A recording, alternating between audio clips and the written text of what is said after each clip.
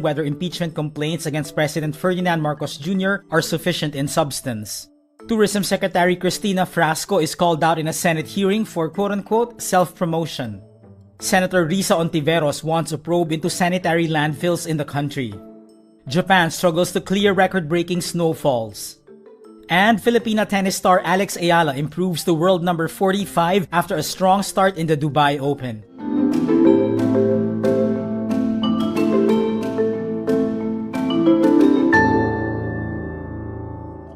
The House Justice Committee resumes its proceedings to determine whether the impeachment complaints against President Ferdinand Marcos Jr. are sufficient in substance.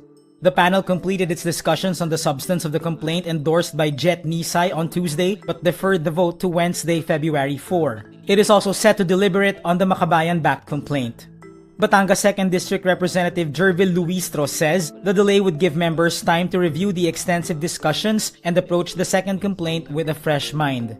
The panel also voted 24-21 to reject a motion by Mamamayang Liberal Representative Laila de Lima to exclude questions on the authenticity of the complaint's attachments from the panel's review of its sufficiency and substance. Luistro says the committee was not looking into the truthfulness of the attachments yet, as this would be done during the hearing proper. Tourism Secretary Cristina Frasco is once again in hot water after Senator Raffy Tulfo calls her out during a Senate Tourism Committee hearing Tuesday, February 3. Tulfo accuses Frasco of excessive self-promotion. Parang lumilitaw na ikaw ay nagiging vlogger na it will not sell pag doon sa mga marketing materials natin, puro mukha mong nakalagay doon. Dapat ang pinopromote yung lugar, hindi dapat yung tao.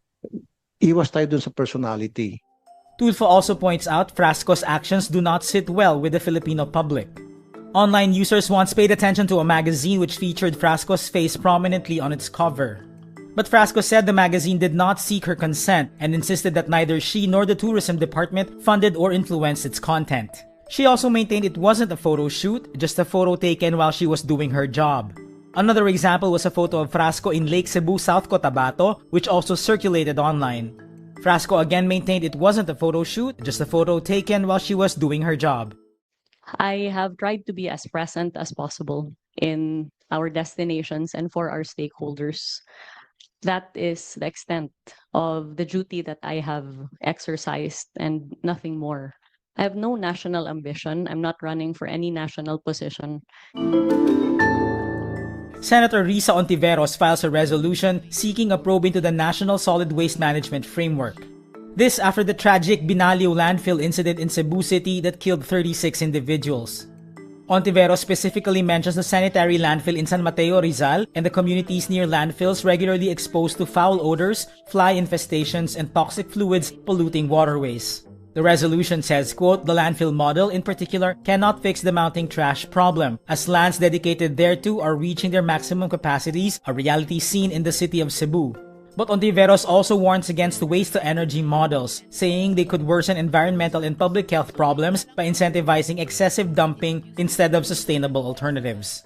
Environment Secretary Rafael Lotilla says among the possible amendments to the Ecological Solid Waste Management Act of 2000 is allowing new incineration technologies. He adds, new technologies have been developed that can meet environmental standards. Soldiers and swarms of snowplows battled in Japan to clear record-breaking snowfalls Tuesday, February 3. Japan regularly receives some of the highest snowfall in the world. Troops from the self-defense forces were tapped to help in the city of Aomori to clear a nearly 2-meter pileup of snow, the biggest seen in 4 decades. About 1,000 snowplows began trying to push snow off 3,800 kilometers of roads in Sapporo, the largest city in the Hokkaido region. The scale of this year's snowfall temporarily closed Hokkaido's main airport last week, stranding hundreds of passengers. Train services were also delayed and highways were forcibly closed. Japan's Disaster Management Agency reports more than 100 people have suffered serious injury nationwide in snow-related incidents since January 20, while at least 30 have died.